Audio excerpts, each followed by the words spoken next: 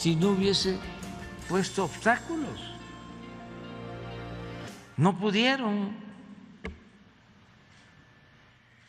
a pesar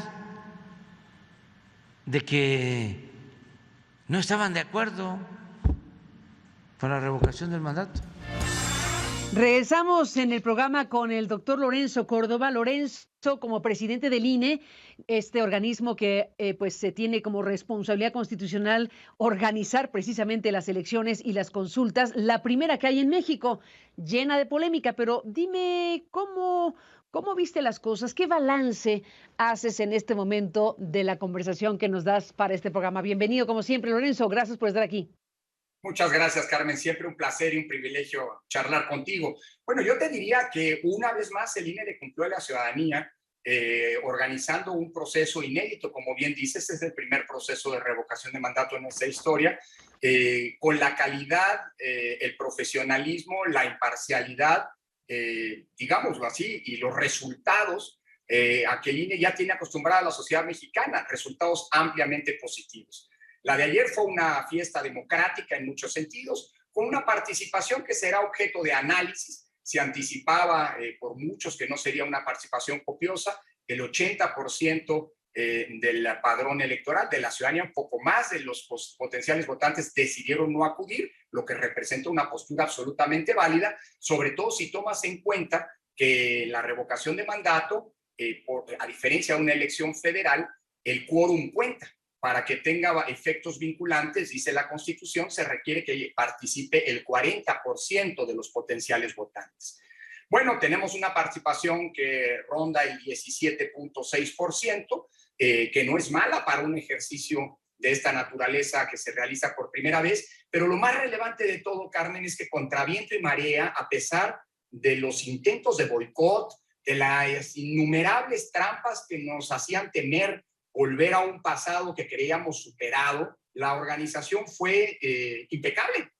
Si tú ves la respuesta ciudadana a colaborar con el Instituto Nacional Electoral, todas las mesas que teníamos pensado instalar, todas sin excepción, se instalaron. Lamentablemente, solo 20 de las 57.448 mesas receptoras del voto tuvieron que interrumpir por cuestiones de violencia, fundamentalmente en algunas comunidades, su funcionamiento, pero es una cifra realmente marginal. Fue una jornada en paz, no exenta de polémicas, de eventuales ilícitos cometidos sobre todo por funcionarios públicos que intervinieron en el proceso promoviéndolo cuando lo tienen prohibido.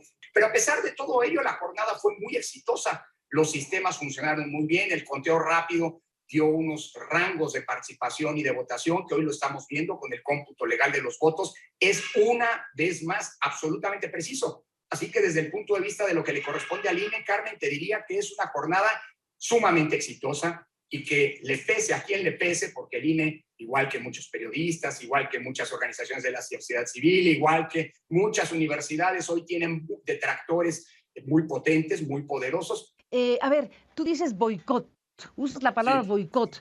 Esa misma palabra se escuchó en voz del presidente López Obrador cuando habla de la baja participación. Dice, bueno, hubo un boicot aquí. Solo se instaló una tercera parte de las casillas que tendrían que haberse instalado para una consulta nacional como esta. ¿Qué dirías tú en respuesta a los señalamientos directísimos del presidente de la República en contra de ustedes? Pues que en un caso eso, el uso de la palabra boicot de manera falsa, falaz, para tratar de justificar no sé qué, tal vez la animadversión a la autoridad electoral, y en el otro caso es absolutamente correcta y propia. En el caso del INE hay que recordar que precisamente no pudimos instalar como queríamos 161,000 casillas, que son las que normalmente se instalan en un proceso electoral federal. Y por cierto, las que la ley mandata a instalar, por culpa de la Cámara de Diputadas y Diputados, que le negó al INE los recursos necesarios para poder hacer e instalar el número de mesas que la ley mandata. Bueno, esto fue hasta reconocido por el Tribunal Electoral y por la Suprema Corte de Justicia, que le dijeron al INE que ante la falta de recursos que le impuso la mayoría parlamentaria de la Cámara de Diputados, pues el INE tenía que hacer la revocación de mandato con los recursos que tenía y para lo que le alcanzaba. Así que en un caso hablar de boicot es producto de una narrativa que se quiere construir con el único propósito de denostar, de descalificar a una autoridad cuyo principal pecado es que no se ha sometido nunca a los designios del poder, porque en el INE todas nuestras decisiones se toman con autonomía y con independencia del poder político y también de los partidos políticos. Ese es nuestro pecado, Carmen, y eso hay que decirlo con claridad. Por eso se habla falsamente de un boicot, cuando los verdaderos autores del boicot son justamente quienes hoy se quejan de ello. Y sin embargo, la consulta fue un éxito, gracias a la alianza que una vez más se refrendó entre el INE y la sociedad mexicana, que confía en su institución electoral y trabaja codo a codo con ella para pues, arrojar los resultados, insisto, desde el punto de vista de la organización electoral, que es lo que nos toca, extraordinarios. Y déjame decirte una cosa más, Karen. Todo mexicano y mexicana que ayer quiso votar, pudo hacerlo. Todo mexicano y mexicana.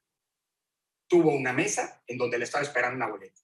Quien no quiso ir, pues simple y sencillamente decidió, porque así le convenía a sus intereses, o esa era parte de su postura política, pues no participar.